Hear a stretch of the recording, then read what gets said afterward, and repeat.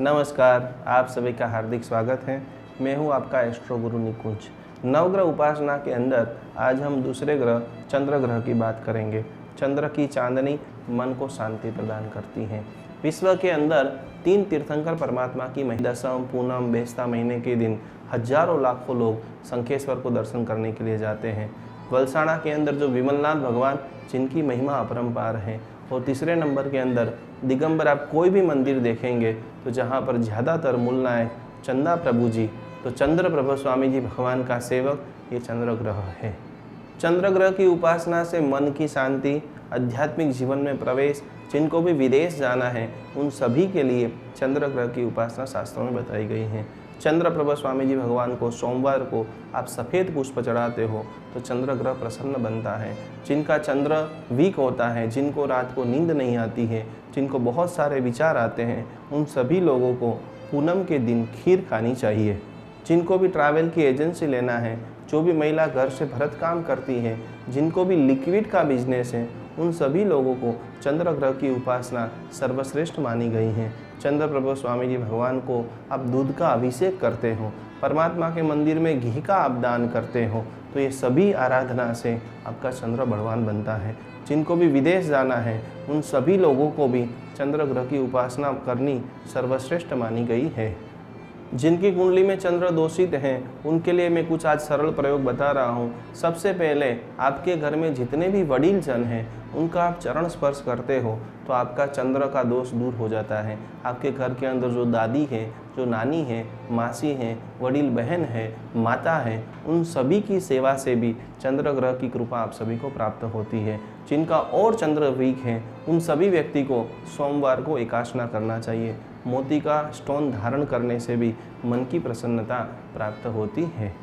जिनको भी और चंद्र की तकलीफ है उन सभी लोगों को आइंबिल खाते के अंदर चावल का दान करना चाहिए। और तकलीफ निवारण हेतु आप जहाँ पर सो रहे हो, आपका जो बेड है वहाँ पर चांदी की खिल्ली यदि ज़मीन में आप गाड़ देते हो तो भी आपका चंद्र बलवान बनता है।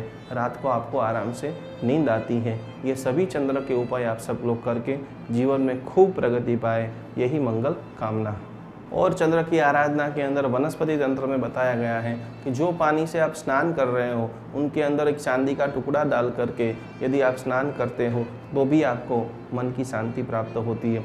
कमल का फूल वो भी आप पानी में रख करके स्नान करते हो तो आपका औषधि स्नान बनता है। तो ज़्यादा से ज़्यादा चांदी के बर्तनों में यदि आप भोजन करते हो, कम से कम चांदी के गिलास में भी आप पानी पीते हो तो आपका चंद्र बलवान बनता है। और कुछ भी नहीं हो सके तो पूनम के दिन आप खीर बनाते हो, पूनम के दिन नेचुरल चांदनी के नीचे आप बैठ जाते हो तो भी आपका चंद्र बलवान बनता है। तो ये सभी आराधना आप सभी के लिए जीवन के अंदर खूब प्रेरणादायी हो, खूब मंगलकारी हो। चंद्र की आराधना हम कर रहे हैं। चंद्र की उपासना हेतु शास्त्रों में बताया गया है कि आप जो पानी से स्नान कर रहे हो उसमें आप चांदी का टुकड़ा रख देते हो। कमल से, कुमुद के पानी से भी यदि स्नान किया जाए तो गंभीर से गंभीर मानसिक समस्या आपकी दूर हो जाती है। जिनका चंद्र दोषित होगा उनका मन बहुत चंचल रहेगा, उनको चोरी का डर हर पल सताएगा, उसके जीवन में स्थिरता कभी नहीं आ सकती है। उन सभी लोगों को सोमवार को आइंबिल करना चाहिए। खाने के अंदर सबसे पहले सफ़ेद चीज़ का प्रयोग करना चाहिए। और रात को, पूर्णिमा की रात को आप चांद का दर्शन करते हो। और हमारे शास्त्र में तो बताया गया है कि सुनो चंदा जी सी मंधर परमात्मा पासे जाजो। चांद के दर्शन से महाविद्य क्षेत्र की भाव यात्रा का लाभ होता है। तो ज़्यादा से ज़्यादा ये सारे प्रयोग, मंदिर के अंदर आप बरास का दान करते हो, मंदिर के अंदर आप कस्तूरी से परमात्मा का विलेपन करते हो तो भी आपके जीवन में चंद्र संबंधी सारी तकलीफ़ें, सारी रुकावटें दूर हो जाती हैं। ज़्यादा से ज़्यादा आप मन से प्रसन्न बनो। जो इंसान मन से खुश रहता है उनके जीवन में हर पल खुशियाँ, हर पल आनंद की प्राप्ति होती है। तो ये सारी आराधना करते करते चंदा प्रभु जी की असीम कृपा हर मनुष्य प्राप्त करे, हर मनुष्य के जीवन में सफलता हो, हर मनुष्य के जीवन में ज़बरदस्त प्रगति हो, यही मंगल भावना के साथ आप सभी के ऊपर चंद्र ग्रह का आशीर्वाद बना रहे, यही